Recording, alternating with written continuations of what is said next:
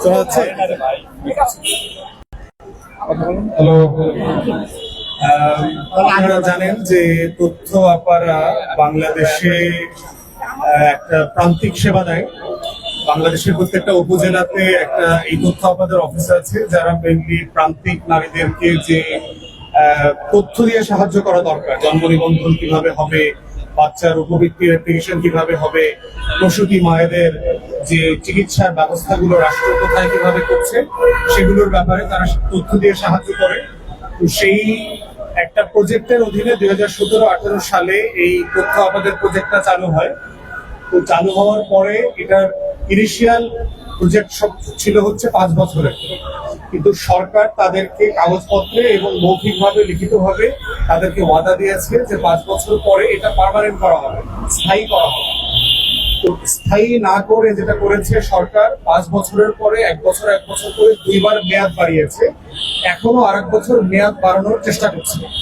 তো তথ্য আপারা আন্দোলন করছেন, এখানে এসছেন আজকে 29 দিন ধরে তারা রাস্তায়, এবং বুঝতে পারছেন যে তারা ঈদটা পর্যন্ত এখানে করেছেন, এবং বাচ্চাদেরকে দেখতে পাচ্ছেন এখানে। স্বামী ক্যান্সার আক্রান্ত রোগী এরকম আপা আছেন, এখানে কিডনির পেশেন্ট আছেন, এখানে প্রসূতি মাও আছেন, এখানে যারা আজকে অবস্থান কর্মসূচি পালন করছেন। এবং ওনাদের এই আন্দোলনে পুলিশ লাঠিচার্জ করেছে প্রেস ক্লাবের সামনে এবং কাকরাইল মসজিদের সামনে। তো সেই জায়গা থেকে আমরা ওনাদের কাগজপত্র এবং তথ্য ঘেটে যেটা দেখেছি যে বাংলাদেশের যে সেবাটা তারা দেয়, প্রায় 2000 নারী কর্মী, তাদেরকে টার্মিনেট করবার কোনো যৌক্তিকতা এখানে নাই। সরকার বলবার চেষ্টা করছে, বিশেষ করে আমলারা, সেটা হচ্ছে যে এটা নাকি আওয়ামী আমলের প্রজেক্ট, এবং যাদেরকে রিক্রুট করা হয়েছে তারা ছাত্রলীগ, যুবলীগ, গোপালগঞ্জ এবং হিন্দু, এই ক্যাটাগরিগুলোতে তাদেরকে মানে ট্যাগ দেওয়া হচ্ছে।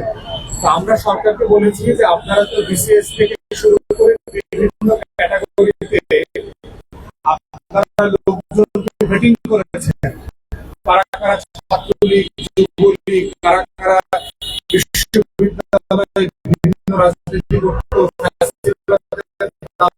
ছিল,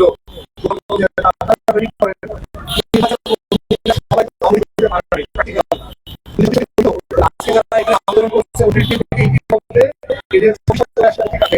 যে অমুক হচ্ছে আপনি আওয়ামী লীগের অমুক পরিবারের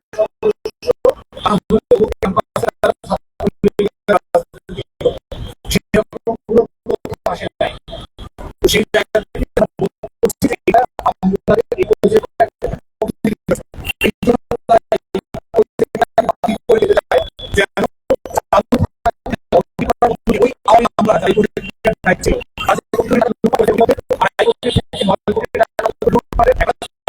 চলছে।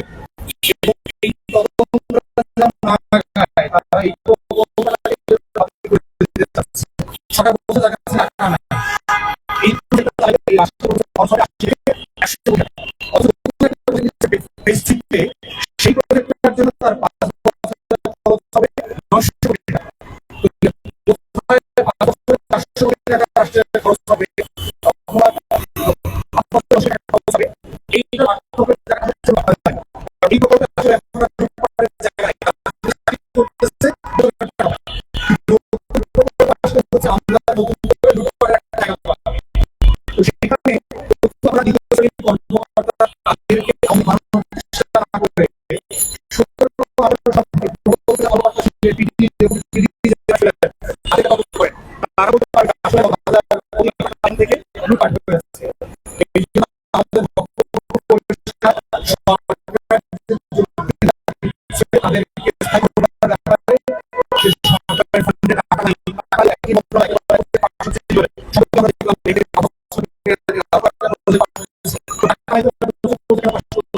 টাকা নাই, আউটসোর্সিং এর মাধ্যমে আমাদের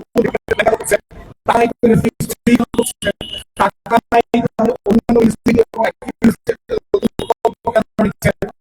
টাকা নাই, অন্যান্য দাবি দাওয়ার ভিত্তিতে অনেক তাহলে আমি অনুরোধ করেছি যে আপনাকে আপনারা ভুল যাচ্ছেন, কারণ আপনি নারীদেরকে যুদ্ধের কাজ করছেন, আপনি এই নারী বান্ধব মানুষ হয়ে 2000 নারী কর্মীকে আন্তরিক জনগোষ্ঠী থেকে আলাদা করবেন না। এখানে গোপালগঞ্জ আওয়ামী লীগ কি আছে সেগুলো খুঁজে বের করেন, কিন্তু এটা থেকে 2000 কর্মীকে বেকার করে দেওয়ার কোনো যৌক্তিক জায়গা বাংলাদেশে থাকতে পারে না। বরং আপনি দুর্নীতি বন্ধ করেন, এটা আপনি খুঁজে পাবেন।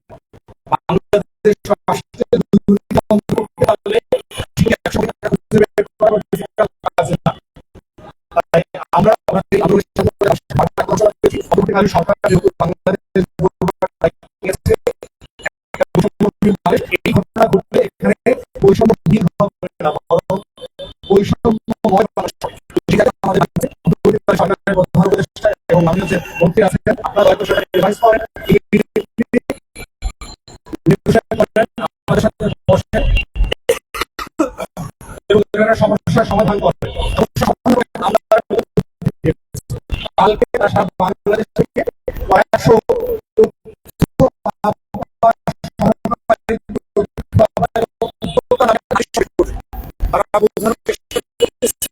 বাংলাদেশে এই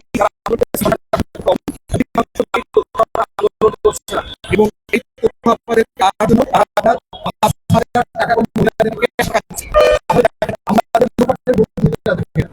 এদেরকে এখন শাস্তি করবে, তাদেরকে আর মহিলাদেরকে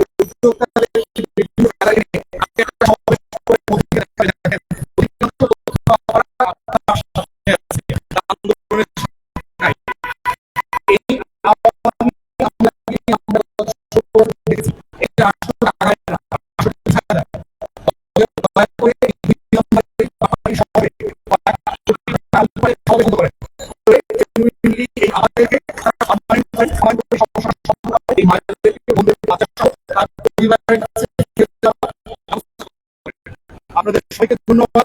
আপনাদের সাথে আমরা সম্মতি জানিয়ে আমার বক্তব্য শেষ করছি।